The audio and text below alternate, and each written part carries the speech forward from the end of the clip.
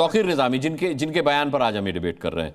तौकीर निज़ामी साहब, आप ही की पार्टी के जो जेनजी प्रवक्ता हैं, आप अच्छी तरह से जानते होंगे, तारुफ होगा आपका, नफीस अंसारी, मोहम्मद नफीस अंसारी मजम्मत कर रहे हैं आपके बयान की, और समाजवादी पार्टी आपके बयान को बेहुदा बयान बता रही है। मुझे ज़रा बताएं कि आपने ये जो 3 कैटेगरी मुसलमानों की रखी है, ये किस आधार पर रखी है? जूते चाटने वाला, जूते खाने वाला, जूते मारने वाला। और एक चीज़ और बता दूं, चलिए पहले आप मेरे सवाल का जवाब दीजिए, फिर दूसरा सवाल पूछूंगा।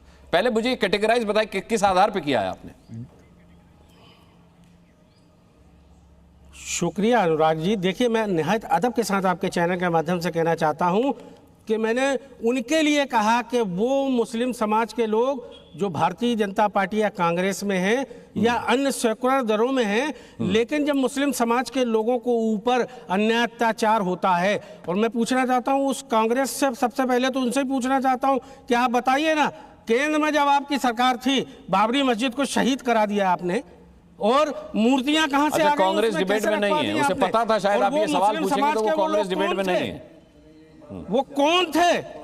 मैं आपसे वही पूछना चाहता हूं अदब के साथ कि तब क्या मूर्ख दर्शक बने हुए बैठे हुए थे?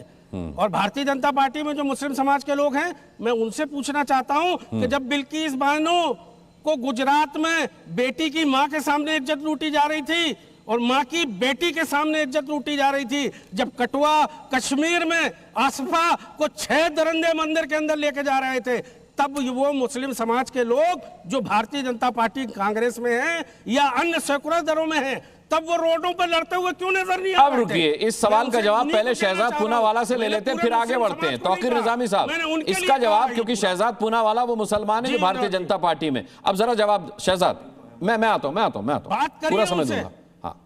ऐसा है कि ये जो तौकीर मियां है, इनको पता नहीं कि कठुआ में जो बच्ची के साथ बलात्कार हुआ, उसके समर्थन में जो मंत्री था वो कांग्रेस ज्वाइन किया और कांग्रेस के समर्थन में MIM हैदराबाद में है। ये यहाँ पर आकर अनुराग जी के शो में है, कांग्रेस को गाली दे रहे हैं और जुबली हिल में इलू इलू कर रहे हैं। रेवंत रेड्डी का हाथ पकड़ा कि नहीं पकड़ा ओवैसी ने, और ओवैसी को बोला कि नहीं मसीहा है रेवंत रेड्डी ने, और वाइस प्रेसिडेंट इलेक्शन में कांग्रेस को समर्थन दिया नहीं दिया? बोलो तौकीर मियां, बोलो मियां, क्यों कांग्रेस के आप कांग्रेस की दरी उठाते हैं? आप कांग्रेस की पिछड़ू है, आप कांग्रेस की पुछड़ी है, पुछड़ी, आप कांग्रेस की तेल है, तेल। ये कांग्रेस ऐसा शरीर है और ये MIM तेल, तेल। कांग्रेस का शरीर और ये MIM तेल। आप बताइए ना, MIM तेल। जुल्म हो रहा है, आप बोलने के लिए तैयार नहीं है? चाहे जुल्म, अच्छा सुनिए, ऐसा अनुराग जी, देखिए अनुराग जी, मैं एक सिंपल सवाल, तौकीर मियां जो है उनसे एक सिंपल सवाल, इन्होंने अभी कांग्रेस को आधा दर्जन गाली दी, पर ये वही कांग्रेस का हाथ पकड़ा कि नहीं रेवंत रेड्डी के साथ? अनुराग जी फैक्ट चेक कराइए जरा, इनसे फैक्ट चेक कराइए। नहीं, इसमें चेक कराने की क्या जरूरत है? ठीक है। तौकीर निज़ामी साहब, चलिए मैंने मान लिया कि आप उन मुसलमानों को ललकार रहे जो कांग्रेस में है, बीजेपी में, कि भाई एक जूते खा रहे हैं, एक जूते चाट रहे हैं, लेकिन ये जूते मारने वाली कैटेगरी आप कहां से लेकर के आए? आप MIM में, तो क्या आपको जूते मारने का हक मिल गया? मतलब ये कैटेगरी समझ में नहीं आई मेरे। देखिए अनुराग जी, मैंने फिर कहा, निहायत अदब के साथ आपके चैनल के माध्यम से कह रहा हूं कि मैंने बातों से जूते मारने वाला आपको मजलिस में MIM में लेगा, क्योंकि वो सच का ज्ञान कराते हैं, सच्चाई बताते हैं, वो नेता बनाने की बात कर रहे हैं, जुल्म ज्यादती के खिलाफ लड़ाने की बात कर रहे हैं, और वही ओवैसी साहब है जो रोड से लेकर संसद तक दहाड़ते हुए नजर आ रहे हैं, मुस्लिम मसाइल पे बोलते हुए नजर आ रहे हैं। तब क्या इनके मुंह में दही जम जाता है जो कांग्रेस और बीजेपी के लोग हैं या अन्य दलों में सेकुलर लोग हैं?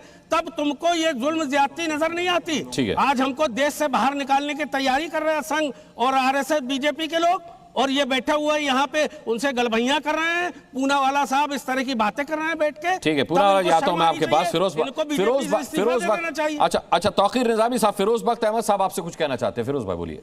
जी तौकीर साहब, मैं इससे पहले कि आपसे कुछ गोश गुजार करूं, मैं हमारे जो छोटे शहजादे हैं, शहजाद पूनावाला, उन्होंने शुरुआत जो करी थी अपनी बात की, उन्होंने कहा सब टोपी का चक्कर है। भाई टोपी तो मैं भी पहना हूं, खुद पहनता हूं, किसी को पहनाता नहीं। ये जो, अरे सुन लो यार, आप बहुत बोल चुके हो, अब हमें भी बोलने दो। बल्कि फिरोज भाई, ये तो जिन्ना वाली टोपी आप पहन रहे हैं, ये चक्कर पगड़ी का है। अरे अब आप बोलने लगे, अब शहजाद को मैंने खामोश किया। सुनिए मेरी बात, आपने जो ये कहा है ना मुसलमान 3 कैटेगरी के हैं, बिल्कुल गलत बोला है। मुसलमान एक ही कैटेगरी का है, न 3 कैटेगरी का है, न 72 कैटेगरी का है जैसे कुछ बोलते हैं, वो एक ही कैटेगरी का है। आप जैसे लोग मुसलमानों को वोट बैंक बनाते हैं, उसको भटकाते हैं, भड़काते हैं, और आप जैसे लोग ये कहते हैं, और आप हैं, 2-3 और हमारे पॉलिटिकल पार्टी के लोग हैं। एक समस्या एक हमारे साथ आयरनी ये है, एक प्रॉब्लम ये है कि जब सियासी पार्टी के लोग आ जाते हैं ना, तो जो एंकर हैं वो उन्हीं के इर्द गिर्द घूमते हैं। मैं थोड़ा सा कह के बात को खत्म करूंगा, लंबी बात अच्छा, नहीं आपकी कर बारी देर से आई तो आपने मुझे सुना दी। नहीं सुना नहीं। देखो ऐसा है, हम लोग कोशिश करते हैं हक की बात करें, सच्चाई की बात करें। अभी वो कह रही थी मोहतरमा कि जी आप क्या है, ये क्या है, बीजेपी कौन सी पार्टी है, माइनॉरिटी में आ गई है, बहुत ये जीत नहीं सकती। देखिए सोच समझ के बोलिए मोहतरमा। एक तो है कि आपने उनको कुछ बड़ी गलत जबान से जो है रुजू किया। आपने कहा है कौन बदतमीज़ आदमी है, कौन गलत आदमी है या बददिल आदमी है। ऐसे नहीं, आप बेहुदा हम इज्जत करते हैं आपकी, और उनको भी जो है बहुत सही तरीके से ये डिबेट बच्चे भी देखते हैं, क्या सीखेंगे, लैंग्वेज का क्या लेवल सीखेंगे। और आखिर में मैं मुस्कान भाई, आप मुस्कुराते रहिए, ऐसे अच्छे लगते हैं, ये कह के मैं इजाजत लूंगा। एक मिनट मोहतरमा, देखिए अच्छा नहीं लगता, मैं बड़ी इज्जत करता हूँ आपकी, आप अच्छा बोलती हैं, लेकिन बीच में नाटक किए। सुनिए, थोड़ा सा तहम्मुल रखिए, सब्र तहम्मुल रखिए। देखिए आप जो कह रही हैं ना, आपकी पार्टी कहीं नहीं रहेगी। ये पीडीए वीडीए जो भी बना लिया आपने, कितनी दफा आपने एक प्लेटफॉर्म पे आके बीजेपी को टक्कर दे दी। आप हर बार ये कहते हैं अरे उस पार्टी को वोट दो जो बीजेपी को हरा दे, और इस चक्कर में बीजेपी निजामी साहब 2 से 300 सीट तक आ गई। की वजह से पूरा समय दूंगा बीजेपी मजबूत बनी है। खैर, जिसको लोग पसंद करेंगे, जो लोगों का काम करेगी, चाहे वो कांग्रेस हो, बीजेपी हो, सपा, बसपा, तृणमूल, जो अच्छा कैंडिडेट होगा लोग उसको लाएंगे। आप ये नहीं कह सकते कि अगले इलेक्शन में ये नहीं आएंगे, ये आएंगे। ठीक है, फिरोज भाई आता हूं आपके पास।